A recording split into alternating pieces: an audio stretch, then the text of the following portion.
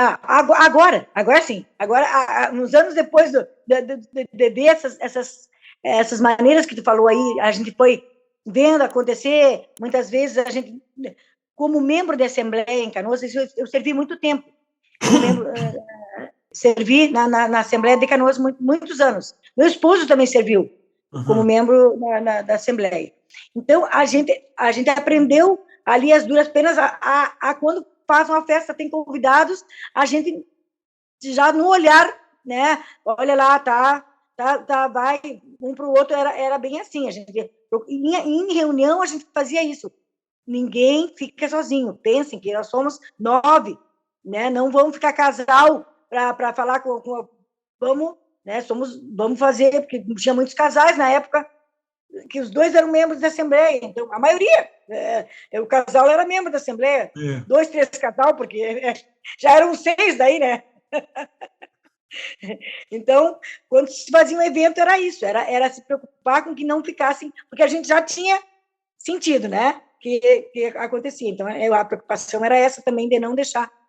E hoje, como pioneira, isso aí é fundamental, o cuidado em acolher e ver, deixar a pessoa falar, e a gente escutar para saber como, porque se a pessoa não consegue falar, tu não sabe o que a pessoa pensa, o que ela sente para te poder dizer, para te poder preencher aquele vazio, né? Então, hoje, muito mais me dou conta que a gente tem que ouvir e para depois a gente vir com remédio, né? Porque se tu chega num consultório, se tu não diz para o médico o que está sentindo, não tem como ele te dar uma receita com remédio. Exato. Então, a gente, de vez em quando, fica nesse lado de cá, da mesa, esperando que a pessoa, né, dando corda para a pessoa te dizer o que ela está passando, qual é a dor ou se oferece uma oração, eu tenho que fazer uma oração por isso, por isso, por isso, por isso. Então, a gente já tem um subsídio para poder... porque a gente tem todo, na verdade, Barraulá nos dá o remédio para todas as dores, né? Então, a gente tem o formulário preenchido ali, só a receita. Exatamente. Exatamente. E hoje a carência afetiva, a carência de atenção, olha, é enorme, é enorme. Como você sabe, eu sou pedagogo, sou professor e já há alguns anos a gente atende também como terapeuta. Eu dei curso em empresa durante muitos anos, saí da escola, deixei o magistério e dava treinamento nessa área de psicologia do relacionamento humano. E hoje a carência afetiva é tão grande que, se a gente perceber, eu começo a conversar com você, já tem muito tempo que eu não te encontro, somos amigos, aí eu falo, oi, Sandra, como é que vai? Como é que estão os filhos? Aí, quando você abre a boca para falar do filho, eu começo a falar do meu. Eu falo, pois é, eu tenho 3 filhos, como você sabe, e começo a falar dos meus. Mas eu perguntei como é que vai os seus, eu nem ouvi ainda como é que eles estão, já estou falando dos meus. Porque a carência minha é enorme. Então, essa questão de um estar conversando com o outro e o outro interromper a conversa e começar a falar de si, embora tenha perguntado sobre como você está, e aí, como é que você está? Estou bem, menino. Outro dia até estava sentindo uma dorzinha. Não fala em dor, não, porque eu também. E aí começo eu a falar da minha dor. Então, essa carência é tão grande que a gente precisa, como você disse, como um bom médico, em vez dele sentou na frente dele, em vez dele olhou para a gente e falou, pelo seu olhar, você deve estar sentindo tal coisa, eu já vou te dar aqui uns exames e eu vou dar um remédio para você tomar. Ele primeiro te pergunta, ele primeiro te ouve, depois que ele te ouve, ele imagina o que pode ser, mas não tem certeza. Aí ele prescreve exame, aí você vai fazer exame, você vai ter que trazer o resultado, ele vai ter que ver o resultado, te ver outra vez, ouvir outra vez, e depois ele vai prescrever o remédio. Porque é assim que funciona, né? Nós, assim, no sentido espiritual, como você disse, é a mesma coisa. Então, a gente precisa de ouvir. E muitas pessoas, olha, que procuram a gente, participa de atividade Bahá'í, se inscreve, se entra nesses grupos de círculo de estudo dos livros do Instituto Ruhi, A maioria, Sandra, pode ter certeza, estão ali para que eles possam falar deles, que eles possam desabafar, que eles possam falar das suas vidas, que eles possam compartilhar das suas dores e alegrias, né? E a gente, às vezes, é aquele exemplo de Abdu'l-Bahá, aquela analogia. Se o copo está cheio, uma gota que a gente colocar vai derramar. Então, a gente tem que deixar o copo esvaziar para depois a gente colocar alguma coisa, né? Bem E eu, isso. sem querer, te interrompi aí. Mas é um Não, mas bate-papo, né? sabe, uma das histórias, toda vez eu faço uma brincadeira com meus jovens, eu tenho aqui agora, eu trabalhei lá em Canoas, eu trabalhei também com a coordenação do ABC e servi na coordenação do Instituto um tempo. Na verdade, me preparei para sair de pioneira, porque eu fiz coordenação da ABC, coordenação do Instituto. Teve o projeto, uma casa jovem que a gente fez dentro do Guajuviras, que a conselheira fez só para pré-jovens. A gente começou só com pré-jovens. Era só os livros de pré-jovens, então eu acolhia todos os pré-jovens da redondeza ali da casa de pré-jovem. Trabalhei com pré-jovem também, então me preparei para poder sair nesse trabalho para cá. E muito, muito, muito isso que tu falou, do problema da família vir parar na gente, em função da precariedade do lugar onde a gente trabalhava, e como a gente estava servindo, vinha muitas queixas, muitas dores, então a gente tinha que ser uma esponja ali. E a conselheira nos dizia isso: sejam esponja, absorvam tudo lá, mas não tentem resolver todos os problemas da sociedade, que vocês não vão conseguir. E nem tragam para o seio da família muitas coisas, porque vai misturar muito essas dores. É uma dor do mundo que a gente é conta-gota no nosso trabalho. Então, é um calmantezinho, assim, a gente vai, né, um pinguinho a cada encontro. Não tem como tu dar um remédio e sanar aquela dor, aquela preocupação daquela família. É Porque dose homeopática, né? muito, muito. Então, famílias que passaram por nós, que a gente conseguiu dar um alento, e outras que não tinha mais, vou te dizer assim, que estavam tão na marginalidade, que a gente ficou devendo, porque não conseguimos chegar na ferida, né? Não conseguimos chegar, não tinha como a gente solucionar a dor maior. A gente tentava passar, mas realmente. Então, peguei muito. Você falou aí dessa preparação. Eu me preparei para sair de pioneira, fiz a coordenação disso e tal. Como é que é? Como é que foi essa preparação? Porque muitos que estão nos vendo e nos ouvindo estão bebendo da sua experiência sem sofrer, sem passar pelos apertos que você passou, né? Então, está aprendendo com a experiência. Então, assim, como é que é se preparar para sair de pioneiro? Porque muitos podem falar assim, eu também gostaria de cumprir uma meta aí de pioneiro, vou ouvir o que a Sandra tem a dizer, esse negócio de preparar. Padinha, na verdade, essa preparação eu falo porque o tempo que eu estava lá foi toda uma escola, né? Eu servi em todos. Quando eu fui para Mojimirim, não me lembro que ano, que também aprendi muito. Foi um Bardache, acho que foi uma caravana, alguma coisa que a gente foi. Caravana de Badache.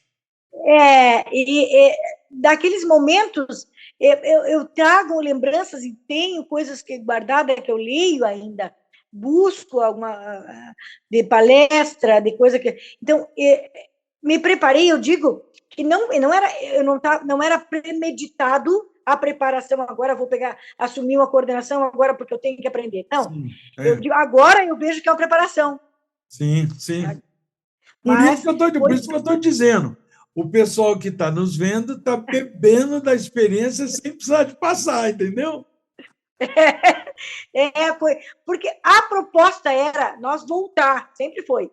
Quando o senhor Mitchell teve na Conferência de Ensinância, lá no Hotel Umbu, em Porto Alegre, meu marido levanta, sobe no tapete vermelho, vai lá e põe uma rosa como pioneiro. Sem consultar, sem dizer, ó, vamos voltar. Quem levanta para pioneiro? Elbio vai lá, pega a rosa do cesto, vai lá e põe lá.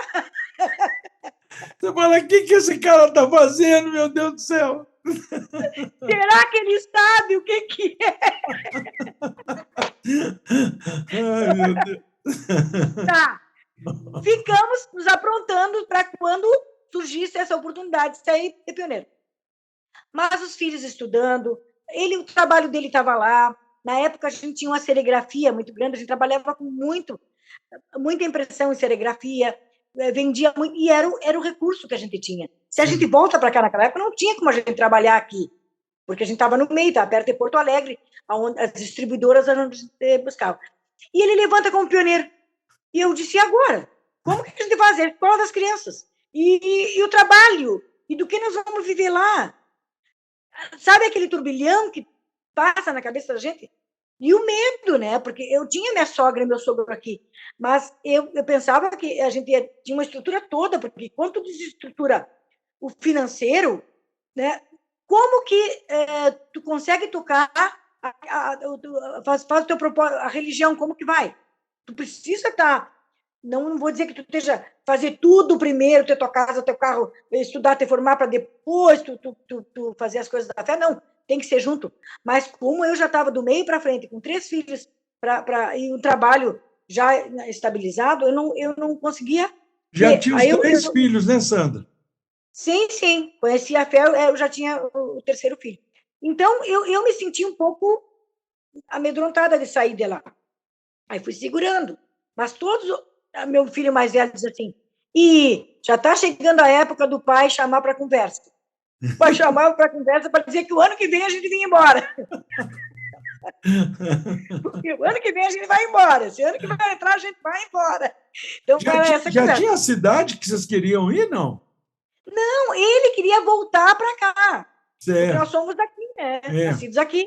Ele queria voltar simplesmente para cá. Você sabe, né, Sandra, que muitos babis, o Bab mandou sair de pioneiro aquela tropinha primeiro, né? E alguns o Bab mandou para sua própria cidade. Sim. Eu vou te dizer que é uma aprovação bem grande voltar para a própria cidade. Não deve ser fácil, né? Porque só conheceu vocês de um jeito, agora é de outro, né? Muita aprovação. Muita aprovação. A minha expectativa era chegar e contatar minha família, da minha mãe, que ainda tem aqui, primas, que hoje são aposentadas, professoras. Eu pensei, gente, está na hora da gente reunir para o chá da tarde com essa mulherada. E aí vim com essa coisa assim, vai ser por aí. Né, vou voltar nas amizades que eu encontrar. E fui, o primeiro ano que cheguei, fui buscando visitar minha família, minhas primas, umas tias, e fui aqueles assim, que, né, fui fazendo isso, chegando neles. E para minha, assim, vou te dizer, não tem a decepção, porque não estava esperando muito, na sua surpresa.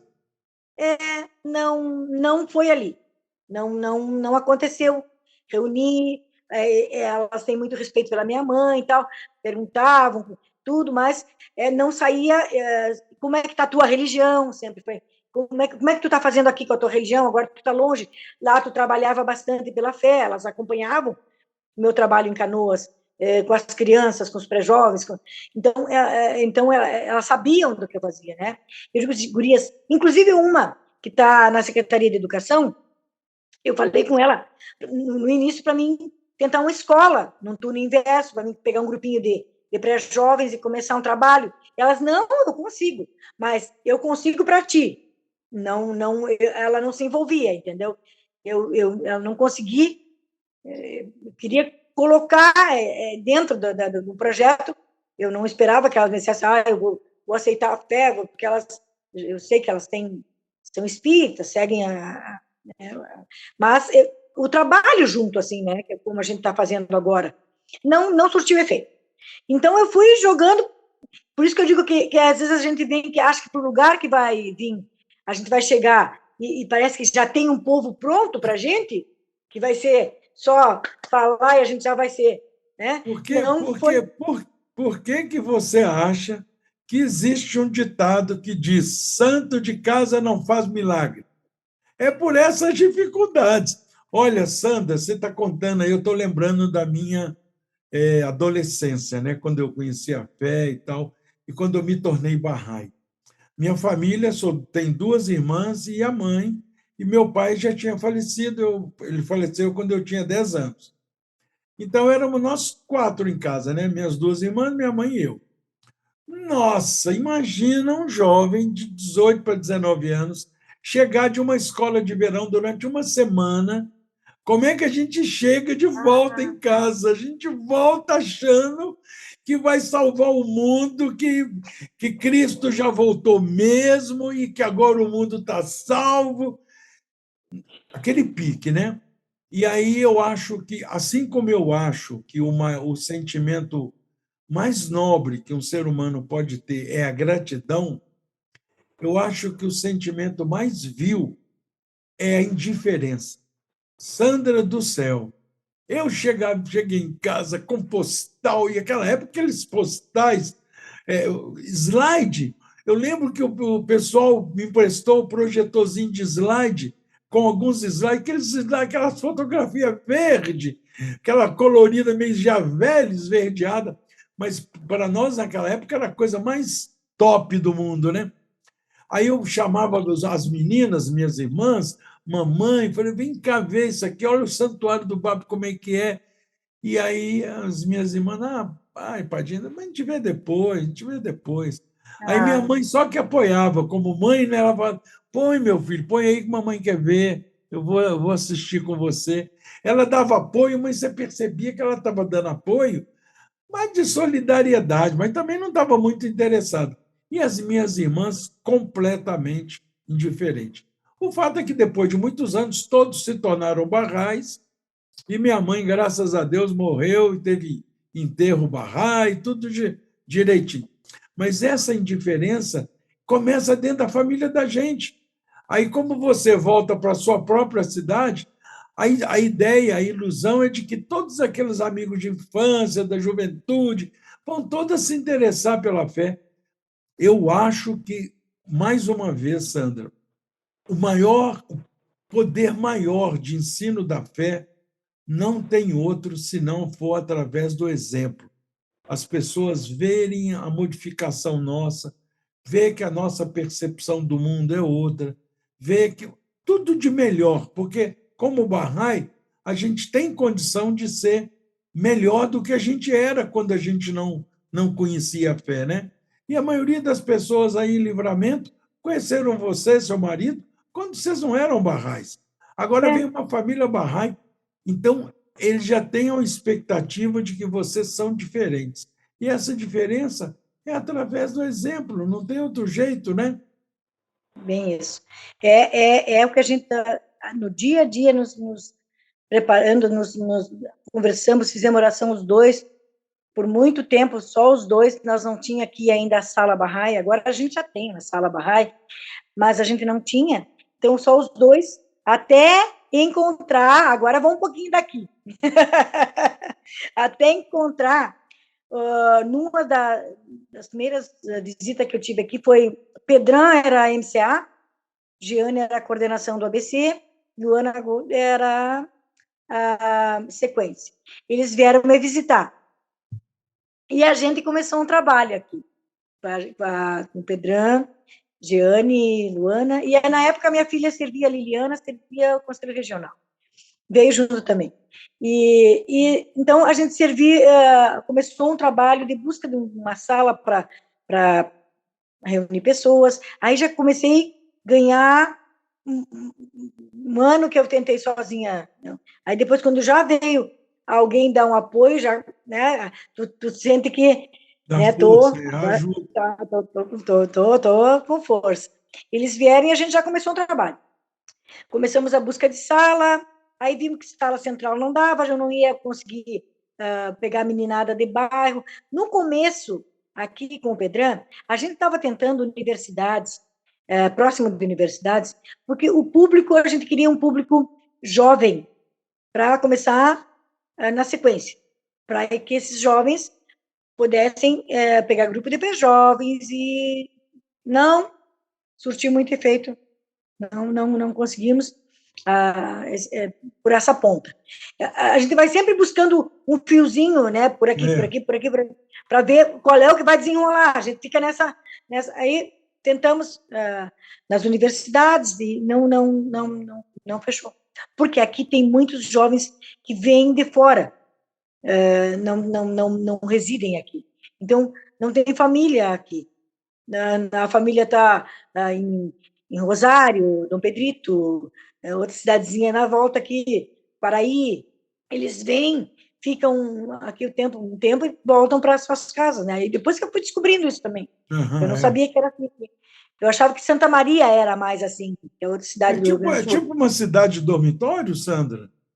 Não. Não é só em questão da universidade que eu senti isso, que os jovens, eu não sei se os nossos jovens daqui de Santana do Livramento saem para fazer faculdade em outro lugar, porque eu tive onde era a antiga escola de padre, que hoje é a Unicamp, e falei com uma coordenadora, e ela ela teve a paciência de que coisa boa quando a gente encontra uma pessoa que ela disse assim, vou te dizer, vou te mostrar o quanto por cento a gente tem de jovens nossos santanenses aqui cursando.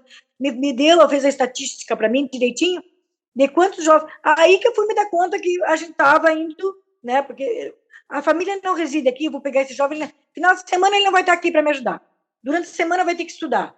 Então, né, não foi por aí.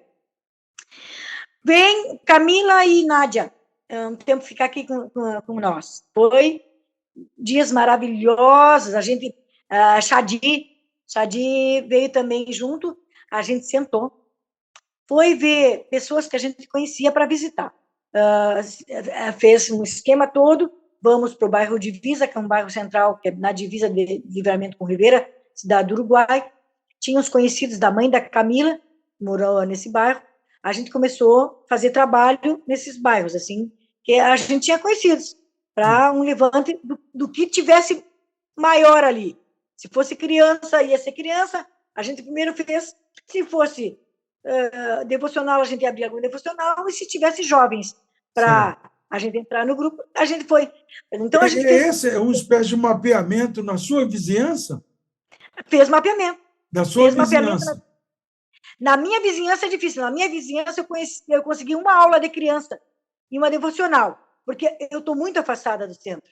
Eu Aham. estou Na num zona lugar rural, né? bem rural. Eu estou num lugar onde está as vinícolas plantando vinho. Aqui eu tenho vinícola Salton, eu tenho a vinícola Santa Colina, eu tenho a vinícola Almaden, tudo na volta, porque é um lugar bem afastado onde a gente está. É onde está a plantação de uva. Esqueci disso. Estou num lugar bem afastado. É. Então, eu tinha duas meninas aqui que eu conheci, vizinhas ali, como diz, logo ali. Vizinho que Que tem eu que ir de pego, carro, né? não, eu vou de bicicleta. Aí, comecei a aula de criança com essas meninas. E no centro, descobrimos uma Miriam Braga, uma Bahá'í, que os avós conheceram a fé no Uruguai, em Taquarimbó, acho que foi. E o pai e a mãe também se tornaram Bahá'ís, e ela, na infância dela, teve contato com a fé. E com seus 14, 15 anos, que deu aula para os hijos lá fez alguma atividade. E também ficou um tempo sem. Aí contatamos, achamos a casa da Miriam, e ela tem um filho jovem, vai fazer 18 anos, e uns gêmeos que também agora estão no pré-jovem, agora já fizeram a aula de criança e já estão no pré-jovem. Já estão, o Jonathan e o Juliano eles já fazem o primeiro livro da série do pré-jovem. Então, a Miriam também já me deu uma... Porque ela se declarou Bahá'í, ela é Bahá'í. Então, ela tem muito livro Bahá'í em espanhol. Eu fui ajudar a arrumar a biblioteca dela, agora, há 1 ano ou 2 atrás, ela perdeu o esposo, eu já estava aqui, e aí eu me prontifiquei em ajudar ela a reorganizar a casa, depois que o esposo faleceu, e aí, então tá, então eu vou arrumar a tua biblioteca aqui, vamos arrumar, né? E aí vamos mexer nos livros dela, e ela tinha muito livro em espanhol, e aí a Miriam é essa companheira que eu tenho agora aqui em Livramento, Que também, que a legal. gente já começou as festas 19 dias, já comemoramos o Nauruz, a gente já começou a fazer um movimento maior com a Miriam e os meninos, que a gente fala a mesma língua, assim, sabe? E ela cria os meninos nesse ritmo de oração, de respeito. Os meninos são bem esclarecidos, assim, Que legal, que com as coisas. legal. Essa família a gente está se encaixando, assim, muito bem. Isso é uma benção.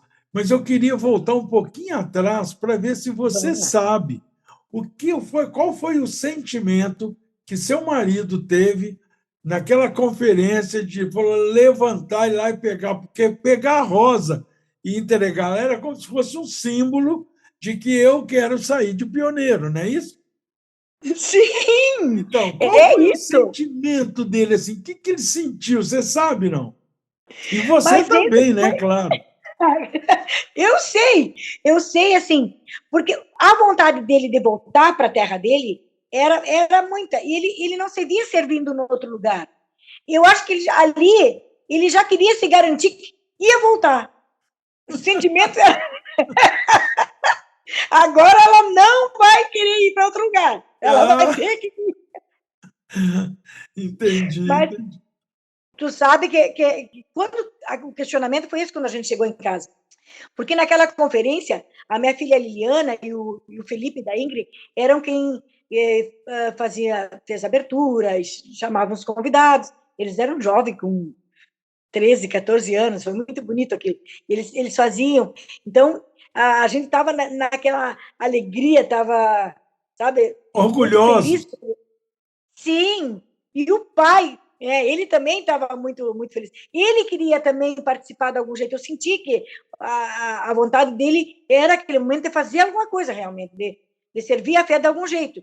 Ele servia como membro da Assembleia, mas não sei se ele sentia que podia fazer mais, e pôde fazer mais, porque se não é essa vontade dele de sair de lá, talvez a gente não tivesse como pioneiro aqui hoje. Sim. Foi essa vontade dele de sair que fez a gente, né, Isso foi em tá que aqui ano, hoje. Sandra?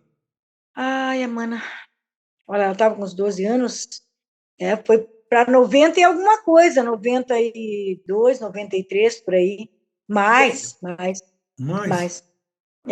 Na década de 90, não vou ter, não me recordo bem agora, mas Faz 90, a conta. Seu menino tinha 12, 13 anos. ela Quantos nasceu anos? em, ela nasceu em 86. 86, 96 ela teria. Ah, não, foi mais. Quase. 98, talvez. 98, mais ou menos 25 anos atrás, Isso. quando ele se levantou. E quando é que efetivamente vocês chegaram em Livramento, Santana do Livramento? Ele veio em 2017 para arrumar a casa, para a gente vir. Ele veio, ficou 1 ano aqui sozinho. E aí, em janeiro de 2018, eu vim com a mudança. Bom, então passou quase 20 anos da É. data que ele se levantou, que ele colocou a rosa lá, e da data que ele chegou em Santana do Livramento. Por que eu estou perguntando isso? Para esses nossos espectadores criar também esse sentimento de que as coisas não acontecem na hora que a gente quer e no tempo que a gente quer. Às vezes, o meu desejo de sair de pioneiro é hoje, mas até eu sair demora um tempo. Nós, quando levantamos de pioneiros em Belo Horizonte, foi feita uma espécie de... Só relatar isso, só para ilustrar o que eu estou falando. Levantou mais de 30 pessoas. Na comunidade que participava, devia participar uns 70, em fez 19 dias e tal. Isso na década de 70, meados dos anos 70. Eu, Bahá'í, de 2 anos, mais ou menos, levantou de pioneiro mais de 30 Bahá'ís. Dona Efate, que era a família pioneira persa lá na época, com a família do couro, os Monagem, falou, pronto, agora a comunidade acabou. Mas Bahá'u'lláh tem promessa de cada um que levanta, ele põe 10 com a mesma qualidade no lugar. Então, imagina que Belo Horizonte ia crescer muito, e como cresceu. Nós levantamos de pioneiro para o Amazonas, éramos 6 jovens. Um levantou para o Amazonas, o outro amigo também falou, eu também vou, eu também vou. Então, vamos nós 6. Aí eu lembro que Dona Leonora era conselheira e morava em Juiz de Fora. Ela foi e nos aconselhou, em vez da gente ir direto para Manaus, que a gente passasse por alguma outra cidade que tivesse alguma atividade Bahá'í, uma espécie de treinamento, porque naquela época não existia Instituto do Rio nem nada. Aí nós fomos. Então, daquela data, aí nós fomos para a Bahia. Ficamos 2 anos na Bahia, depois eu fui para Pernambuco, depois fui para o Ceará, até chegar em Manaus. Da data que eu levantei de pioneiro até a data que eu cheguei em Manaus, passou quase 10 anos. Mas, assim, servi de pioneiro na Bahia, depois em Recife, depois em Fortaleza. Então, essa distância, essa diferença, a gente tem que tentar entender que as coisas não saem no tempo e na hora que a gente quer, é na hora que é necessário. E acabei ficando em Manaus 10 anos.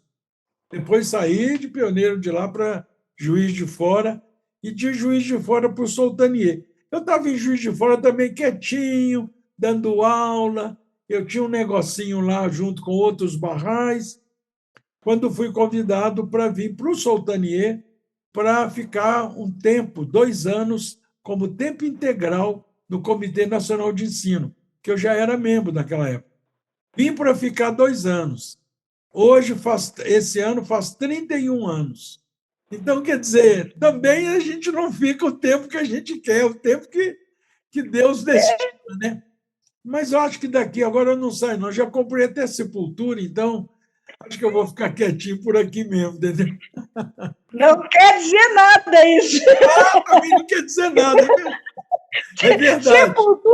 Sepultura vai ficar aqui, tu vai para outro lugar, não É quer dizer nada. verdade, é verdade, é verdade. A Sepultura não vai te prender aí. É isso mesmo, né? Mas então, Sandra, então essa diferença foi de quase 20 anos entre a data do levantamento e a data da chegada dele, né? Sim, 20 anos, e aí a gente serviu os dois lá, porque aí tu te dá conta, não é hora ainda, não vamos, né? Vamos servir, vamos ficar por aqui. Sempre está faltando alguma coisa, né? Sempre, não é uma coisa que tu diz, agora vamos e sai, né? Não é. Tinha. Tanto é que eu já estava aqui, e aí a conselheira me chamou para mim passar lá para aprender um pouco mais com todos os pioneiros que ela reuniu lá na sede de Canoas, para mim ficar junto, para a gente rever determinadas partes da sequência, para mesmo tudo, né? Sempre tem alguma coisa que está escrito ali, mas tu não vai todos os dias abrir o livro 7 e dar uma olhadinha, abrir o livro 1 e dar uma olhadinha, vai passando, né? Então, quando ela reúne, chama para a gente, volta nessa parte aqui que diz isso, olha como é que está aqui, como é que tu vai agir lá, vê como é a experiência do outro, como é que foi quando ele saiu.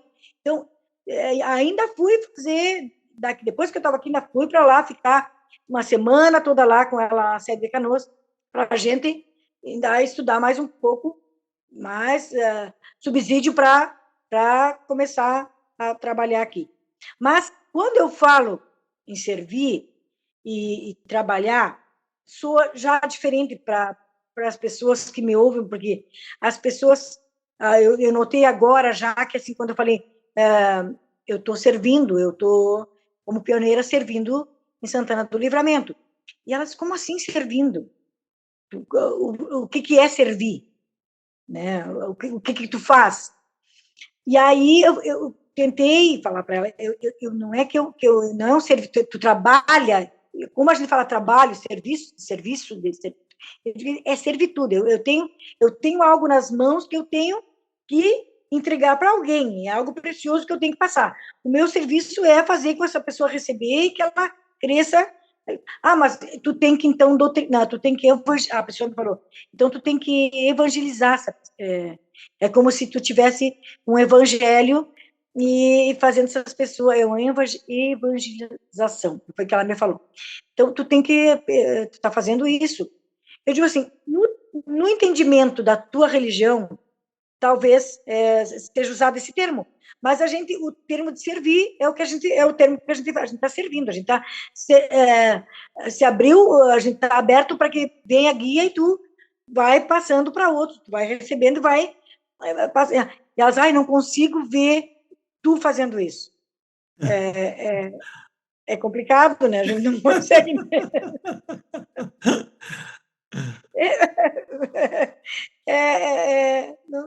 Fica meio estranho, porque é o termo que a gente usa, estou servindo, eu servi a fé há muitos anos, eu estou servindo a fé, mas parece para as pessoas que eu estou dizendo alguma coisa, não se encaixa no que elas ouvem todos os dias. Elas têm uma visão de quem é você no passado, e agora não consegue enxergar outra Sandra, entendeu? Por isso que eu acho que é só mesmo a prática que vai alterar essa visão delas. Não tem jeito. Por mais que queira explicar, é continuar dando, continuar dando. Quando ela aceitar alguma coisa e começar a ter um outro comportamento, você fala, aí, tá vendo? Agora você aceitou. Mas esse trabalho de pouquinho. Agora, o trabalho é fazer as pessoas ir entendendo qual é o meu papel, né?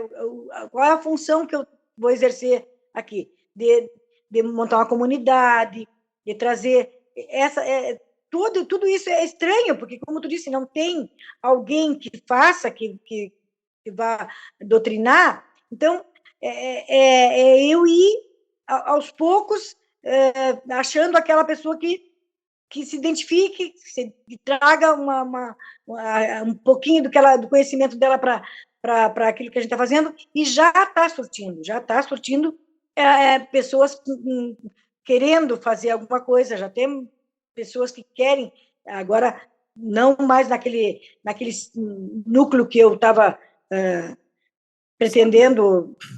Sabe, tem uma passagem na Seleção dos Escritos de Abdu'l-Bahá, numa epístola dele, que ele fala uma coisa que a gente já experimentou, você também, com certeza, e é muito poderosa. Ele fala que a única maneira, ou a mais poderosa delas, de ajudar uma pessoa a se consolidar, ficar firme naquele propósito, como Bahá'í ou não, é servir.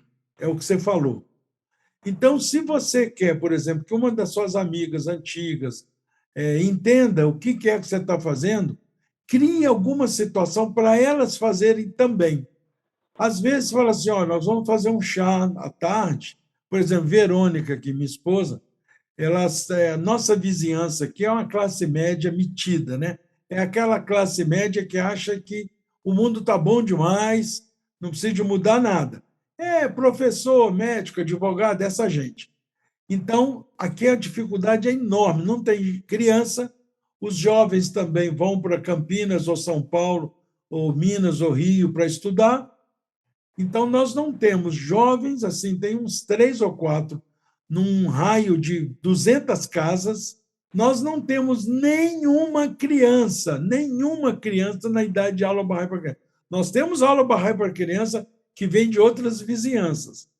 E aí ela inventou, junto com outra família Bahá'í, que são 4 famílias Bahá'ís aqui, de fazer todo sábado à tarde. Ela é artesã. Verônica é professora, foi diretora de creche muitos anos, aposentou, E ela faz macramê, essas coisas que vocês gostam, né? Então, e é artesã, ela pinta e tal. Então, eles montaram, todo sábado à tarde, uma reunião, tomar um chá, tomar um café, comer um bolo e falar sobre arte. O propósito é que as pessoas que estão participando, que tem uma meia dúzia, elas aprendam ou ensinem aquilo que sabem numa vizinhança mais humilde e que aquelas pessoas possam viver do artesanato, fazer um bico, vender um crochê, fazer alguma coisa que possa vender. Então, esse resultado está começando a dar certo. Essa atividade está começando a dar certo. E a maioria que participa são amigas que não são barrais. Elas estão entendendo quando a gente fala que é servir a humanidade.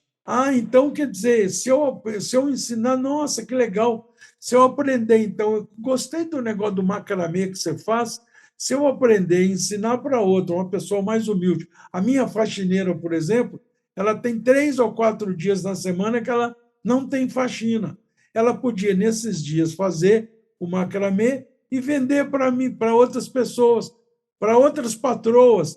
Aí, Verônica falou, exatamente. Ela falou, então isso é que é servir. Ela vai, Então, às vezes, o servir é fazer, porque, teoricamente, às vezes a pessoa... Abdu'l-Bahá fala também que, para a gente ensinar algum conceito intelectual, tem que, às vezes, dar um exemplo material. Então, eu acho que essas suas amigas, se você começa a convidá-las para fazer coisa igual você faz, o negócio é o seguinte, vamos fazer um chá uma vez por quinzena, uma vez por semana, uma vez por mês, mas cada uma de nós aqui é responsável de trazer 2. Pronto, lá vão elas convencer alguém para ir para tal reunião, tomar o chá, comer o bolo, e cada um traz uma coisinha e aquele bate-papo. Depois de fazer umas 2 ou 3 vezes, de repente fica uma reunião tão gostosa que aí você pode falar, gente, que tal a gente começar rezando, pedindo a Deus pelo esse mundo tão doente que está? Eu faço oração Bahá'í, você que é católica, faz um Pai Nosso, a outra que é evangélica faz a oração dela, e aí vocês começam com uma oração. E assim, devagarzinho, vai introduzindo. Quer dizer, é uma forma delas entenderem o que você está fazendo, que é servir a humanidade. Então tá, deixa eu te contar. O que eu fiz aqui? Deixa eu te mostrar. Entrei num curso para fazer craquelagem. Esse trabalho. Muito Esse lindo. curso eu conheci através da mãe de um Bahá'í, Luiz Rogério, que mora em Dois Irmãos. Luiz Rogério vem a Santana do Livramento me visitar. Na verdade, vem visitar os pais que moram aqui, né? Mas veio na minha casa. Porque o Camille falou para ele, Sandrinha mora lá também, teus pais moram lá, Sandrinha está lá, vai visitar a Sandrinha. Ele tem Laurinha, ele tem uma filha especial, 21 anos. E eu já tinha conhecido ele uma vez numa conferência na sede de Canoas.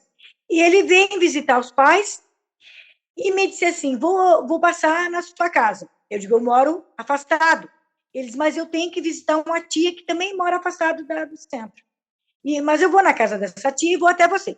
Quando eu botei a localização para ele me disse assim, eu estou bem próximo da onde você está. Ele estava no campo atrás da minha casa, tem um corredor de estrada de chão, aonde vai ser a minha casa verdadeira, que a gente está construindo, que é o pedaço que nós ganhamos do meu sogro. Ele estava aqui na tia Olga, uma tia dele bem aqui. Daqui a pouco já estou aí, ele me disse. E veio na minha casa. Veio me trazer um livrinho, ele é todo um coraçãozinho assim, amo, Luiz Rogério de paixão. E ele disse, meus pais moram aqui. Aí me deu o nome da Rua dos Pais, disse, seu Evaristo Vargas, minha madrasta muito querida, uma professora aposentada, tal, visita eles. Então, visita eles que eles vão gostar. Comecei a ir na casa do seu Evaristo Vargas, o pai do Luiz Rogério. E foi muito bacana. A dona Marlene é uma artesã. a professora Não aposentada são Barrais, madrasta, ela não, é... né? Não, não, só o Luiz Rogério na família. Só o Certo. Luiz Rogério, que mora lá em Dois Irmãos.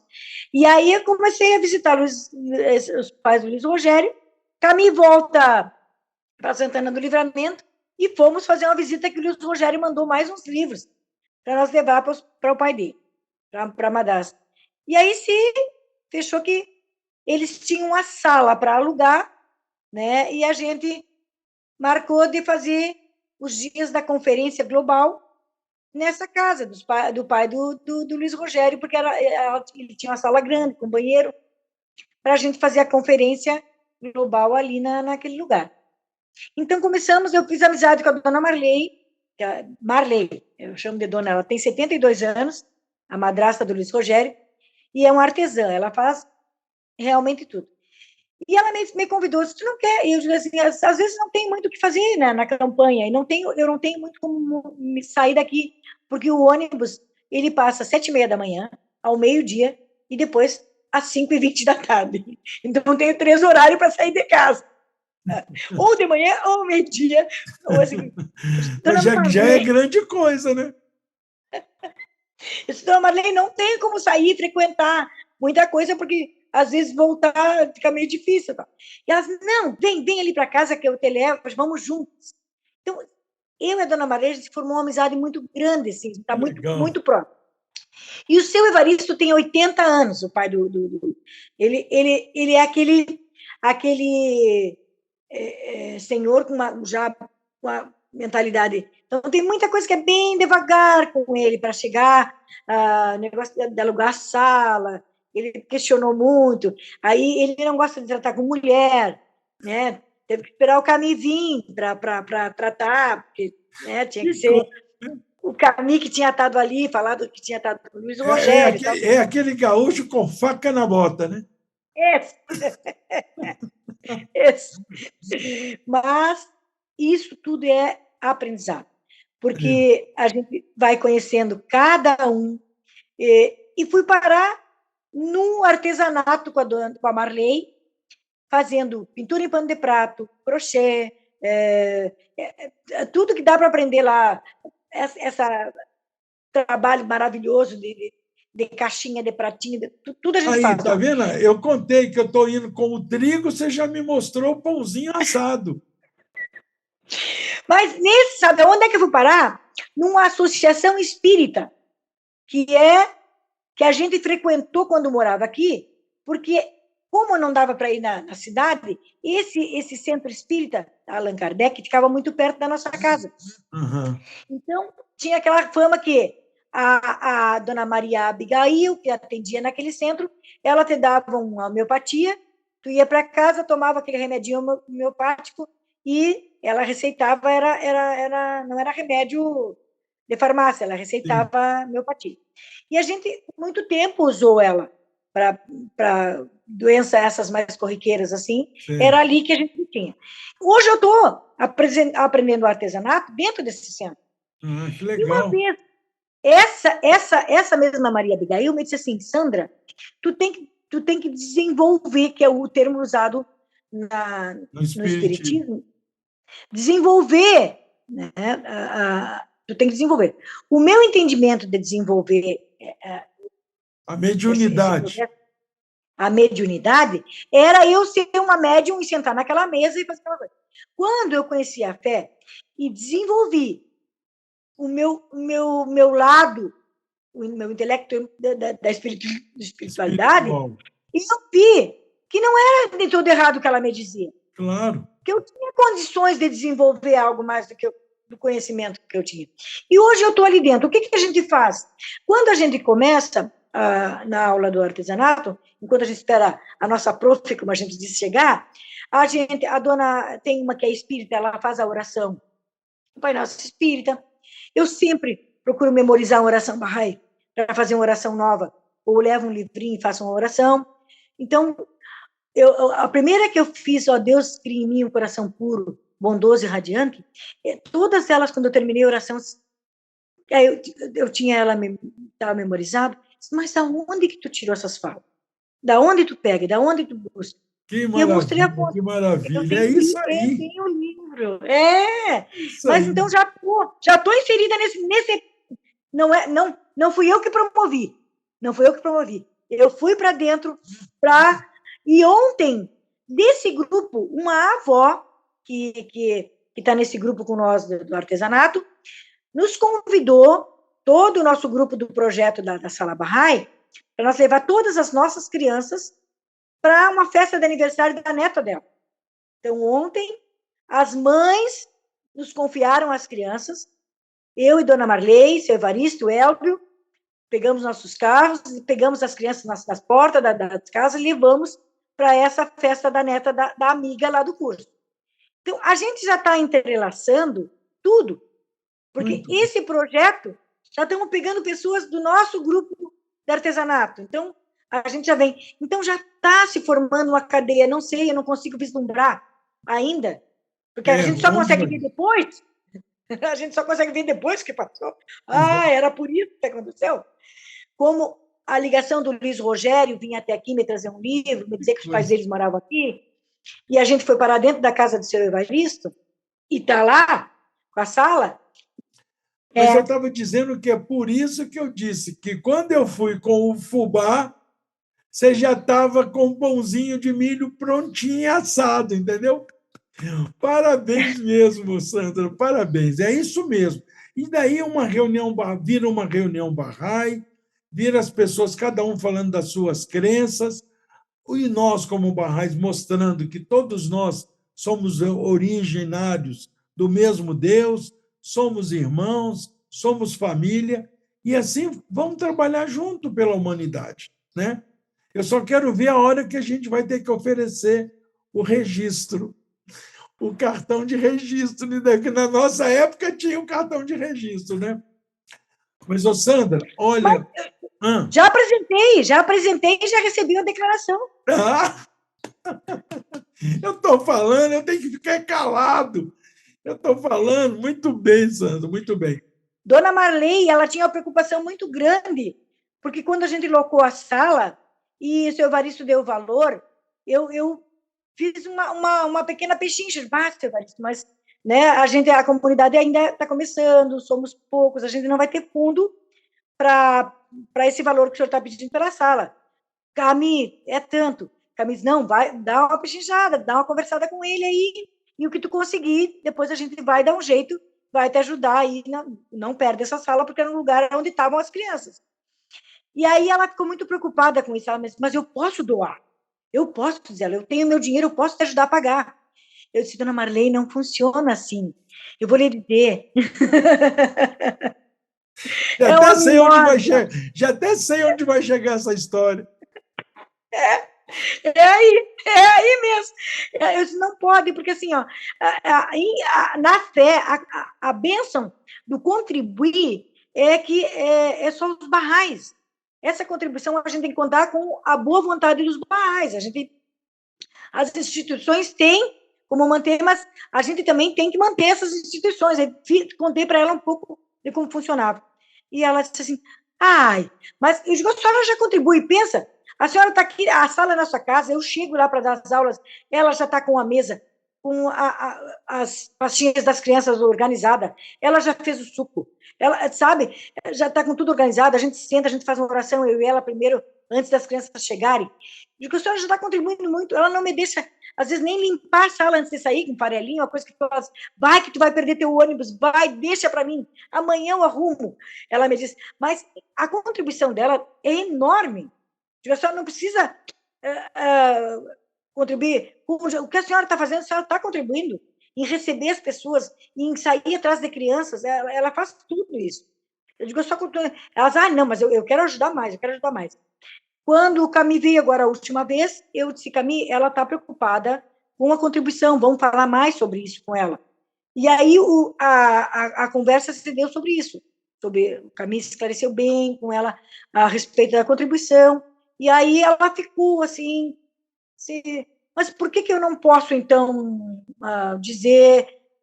Aí eu tinha o cartão, o Cami disse, bom, a gente tem um registro. E elas, não, eu quero fazer esse registro. Então, o Cami já levou o registro dela e ela ansiosa por essa contribuição que ela está O Camille já mandou a conta que eu tenho que fazer essa contribuição, a Camille já mandou, eu passei para ela, e ela, agora eles os dois pegaram Covid, estavam os dois com Covid e ficaram um tempo, a gente não pôde ir lá, porque como a sala é na casa, fica meio, né, junto assim.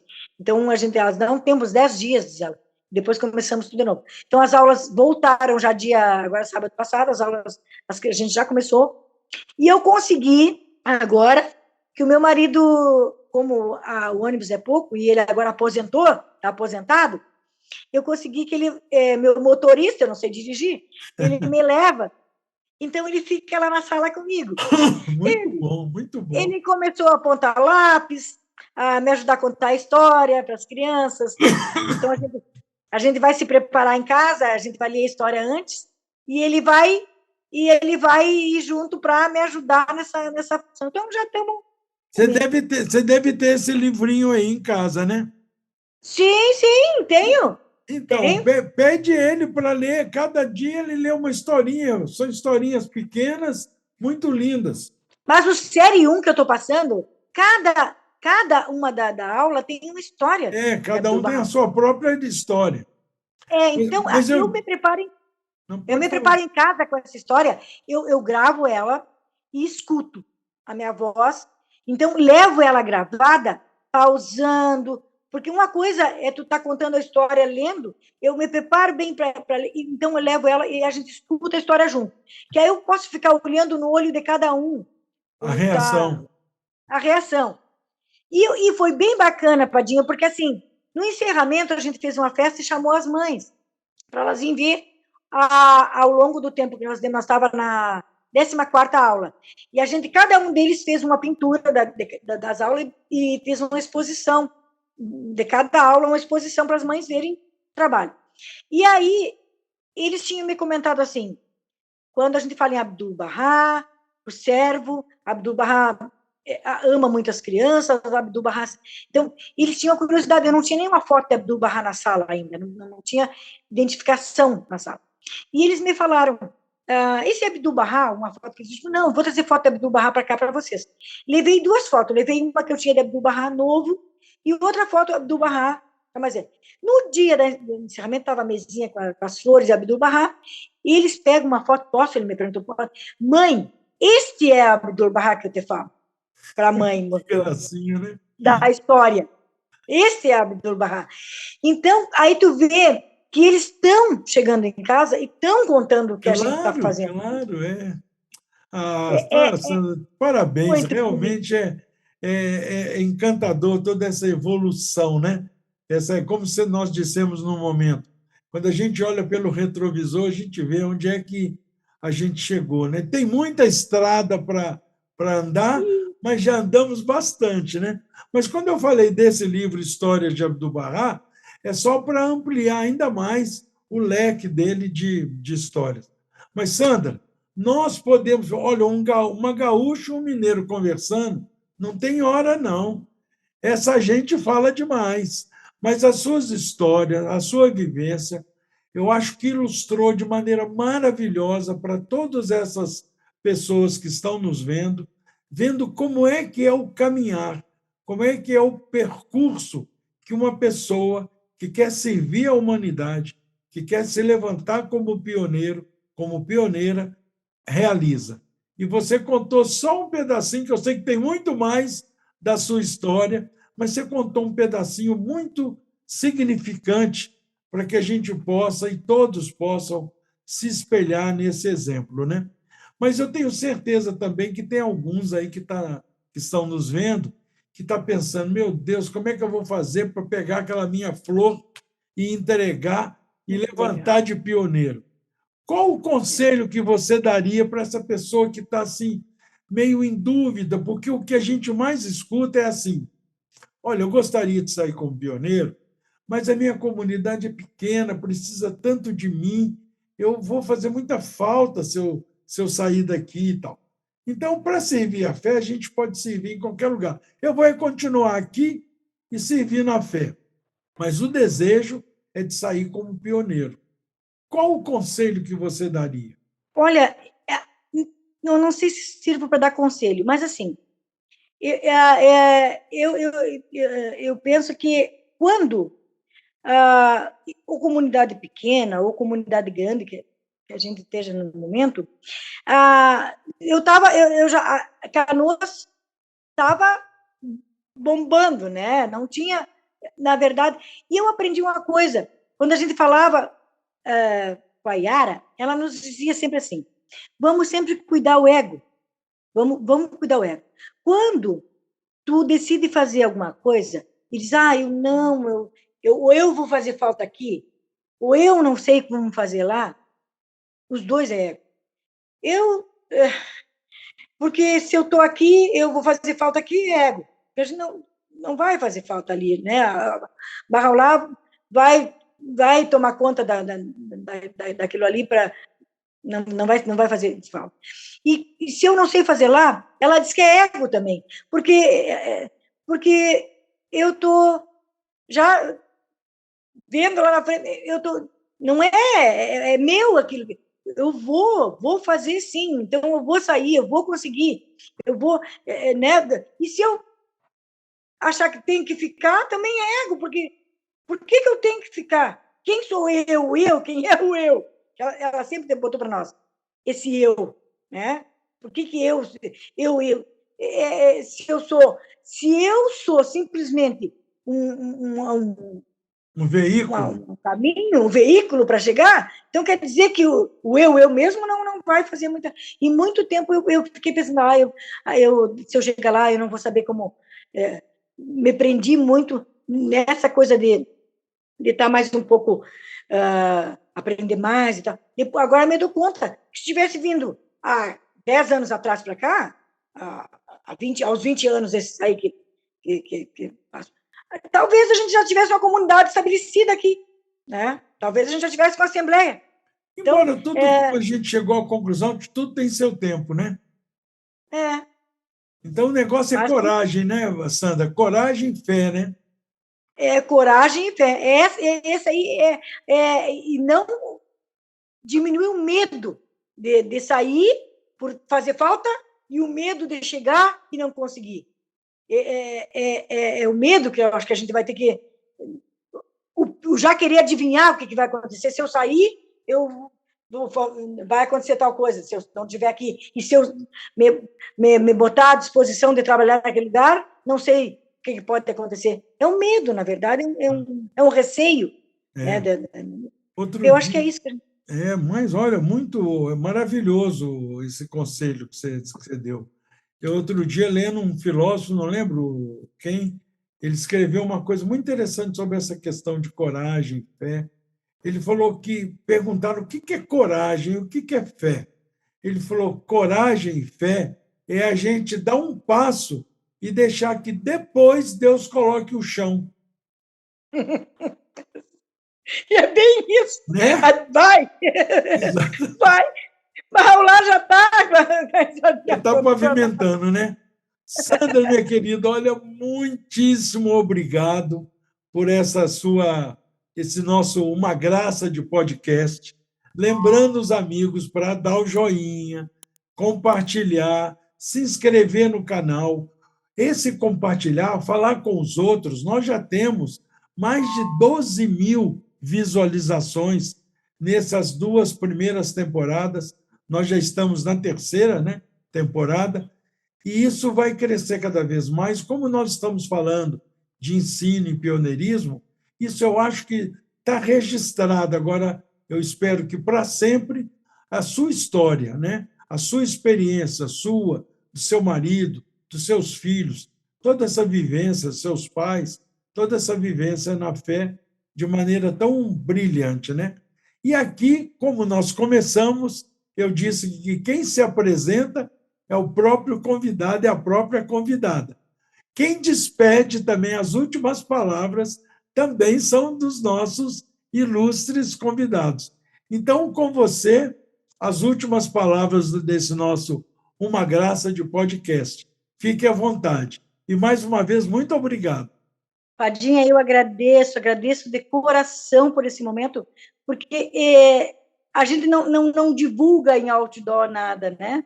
É tudo muito... Então, nesse momento, que a gente está podendo falar para outras pessoas, eu achei maravilhoso. Hoje de manhã eu já falei para minha mãe, vou estar com Padinha, não sei quando, né, tu vai poder ver, mas ela vai com certeza conseguir. Mas eu agradeço muito, muito por tudo, e bem como tu disse, muita coisa fica para trás. Escrevi 10 páginas aqui, mas tenho certeza que a conversa nos levou para outros lados e muita coisa ficou. E não tenho medo de sair mesmo. Esse medo é nosso, é do nosso eu. Vamos deixar para trás e vamos servir, que é a única das coisas que nós vamos levar com nós, é o nosso serviço. Porque a terra estava aqui e vai ficar. E só nós passamos aqui. Exatamente. Puxa vida, muito obrigado, Sandra. Um beijo bem grande no seu coração. Sucesso para Beijo. você aí. Continue com esse sucesso maravilhoso. Muito Muito obrigado. obrigada.